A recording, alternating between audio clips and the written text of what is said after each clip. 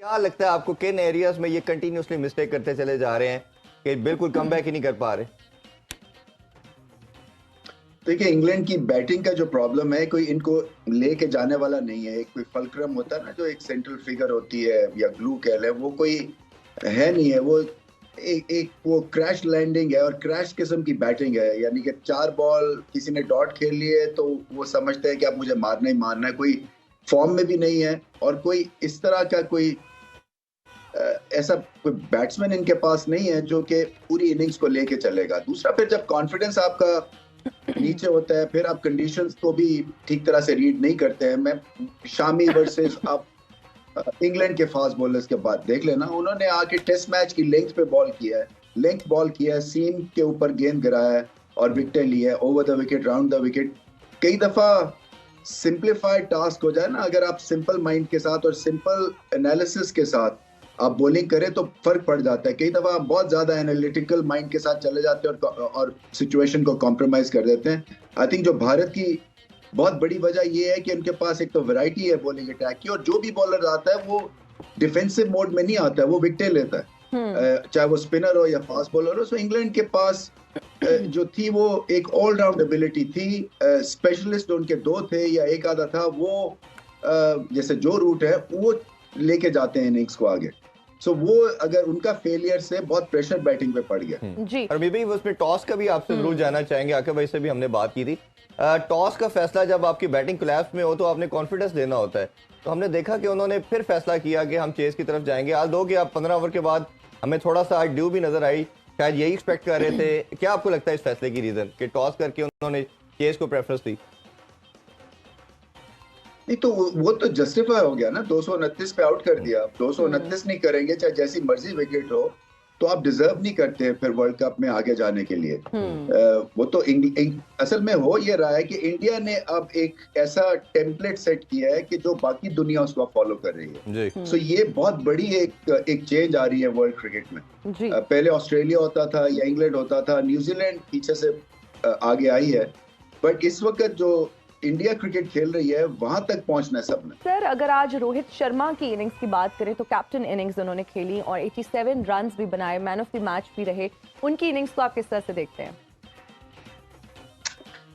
देखिए, बड़ी important innings थी, इसलिए कि ये मुश्किल पिच थी थोड़ी सी, और यहाँ पे टिकना था, और एक तरह से तीनों फॉर्मेट्स यानी कि T20, ODI और टेस्ट क्रिकेट की झलक नजर आई इनकी बैटिंग में। और पता यही चलता है कि टेक्निकली भी एफिशिएंट है ये। सिर्फ ये छक्के नहीं मारते हैं, आई थिंक 2 छक्के या 1 छक्का उनको ज्यादा चाहिए वर्ल्ड रिकॉर्ड सेट करने का इस वर्ल्ड कप में। तो ये कंप्लीट तरह से एक लीडर है। देखिए, वही बात है कि कप्तान और लीडर में फर्क है, ये सेल्फलेस हैं इसलिए ये बेहतरीन लीडर हैं। और फिर जिस तरह से ये आज इनकी बॉलिंग चेंजेस थी वो रिमार्केबल थी, क्योंकि ऐसी पिच पे मतलब है 100 रन के मार्जिन से हराना इंग्लैंड जैसी टीम को, ये बहुत बड़ी फतह है। वो अलग बात है कि इंग्लैंड हमारे खिलाफ जाग जाएगी और फिर आपको ये सारी एनालिसिस गलत लगेंगी, मगर जो भी है इस वक्त जो है वो जो डिफरेंस डाला हुआ है इंडिया ने, वो रोहित शर्मा की कप्तानी और जिस तरह से वो बैटिंग कर रहे हैं उसकी बहुत बड़ी वजह हुआ है। बिल्कुल। अरबी भी मैं थोड़ा सा आपसे जोस बटलर की कैप्टनसी के वाले से भी जरूर जानना चाहेंगे हम। हमने देखा कि जब इनको इयन मॉर्गन के बाद कैप्टन लगाया गया, T20 वर्ल्ड कप भी इन्होंने जिताया और बड़ा स्पार्क नजर आया। जो मॉडर्न डे क्रिकेट की बात हम करते हैं वो सब इंग्रेडिएंट्स इनके पास नजर आए, बट इवेंचुअली एक बहुत बड़ा डिप आया। और खासतौर पे इनकी अपनी परफॉर्मेंस की बात करें तो कंसिस्टेंट बेसिस के ऊपर ये परफॉर्म नहीं कर पा रहे। खैर, वो तो परफॉर्म काफी प्लेयर नहीं कर पा रहे, but obviously as a captain उन पे काफी ऑनस आता है। तो उनको एज ए कैप्टन आप कैसे देखते हैं कि इंग्लैंड शायद इसको रीथिंक करेगा कैप्टनसी के रोल को? मेरे ख्याल से जनरल ओपिनियन यही बन रहा है कि ये बहुत सारी चीजें जो है रिविजिट करेंगे रिगार्डिंग कॉम्बिनेशन प्लेयर्स, क्योंकि 4 साल में देखे ना, 2015 में जो उनको मार पड़ी थी बांग्लादेश से, ये मैच हारे थे असल में, तो बांग्लादेश पर सेमीफाइनल खेल गया था ऑस्ट्रेलिया में, तो उसके बाद से एक टर्न अराउंड किया था इन्होंने। और फिर 2019 में आके जो इन्होंने, मतलब मेरा ये वैसी टीम है और ये वैसा सिस्टम है जो कि गलतियां पकड़ के और उसको एड्रेस करते हैं। तो बटलर की कप्तानी भी जो है वो ऑब्वियसली रिजल्ट के बेस के ऊपर होता है, और उनकी खुद बैटिंग फॉर्म जो है ना, देखिए बटलर एक स्लॉगर ज्यादा है, एक हिटर है, वो टेक्निकल प्लेयर नहीं है। उनको फ्लैट ट्रैक चाहिए जब वो बड़ी इनिंग्स खेल सकते हैं।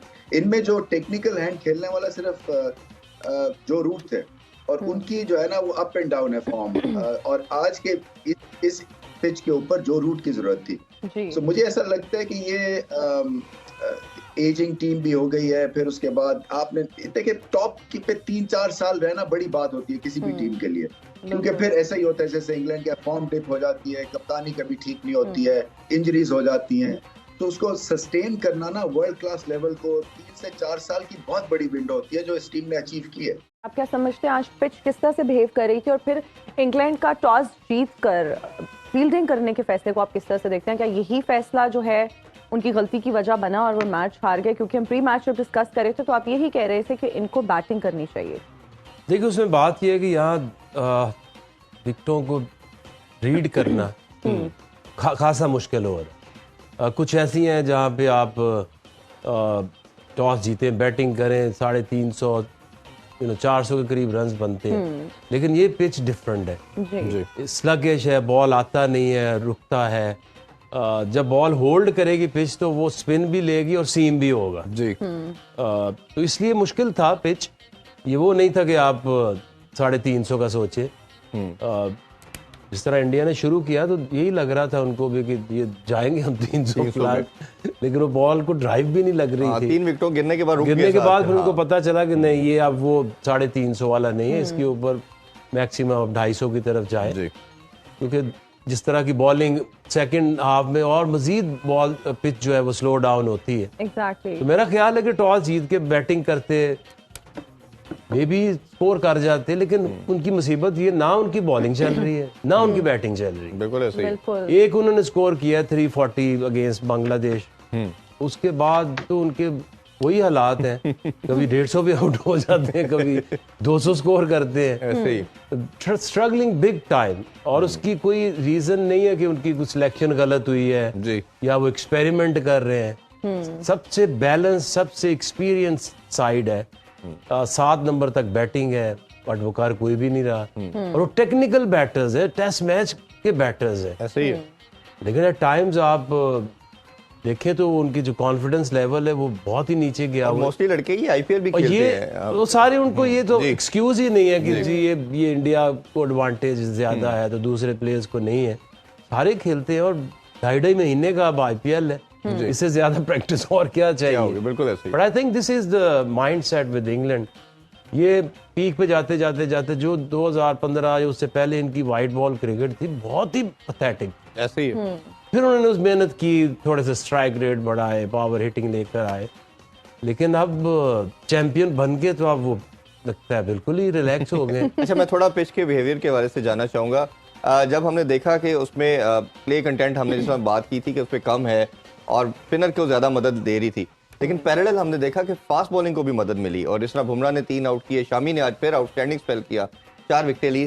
तो ये विकेट के वाले से जरा बताइए, या क्वालिटी पेस बॉलिंग हुई या विकेट में कुछ था?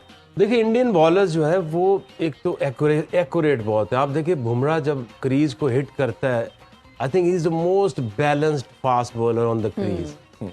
तो ये एक साइंस है कि if you are in control you will be able to control the ball. अगर आप खुद गिर रहे हैं उस वक्त क्रीज में तो कंट्रोल कम, आइडियल है उसका बैलेंस।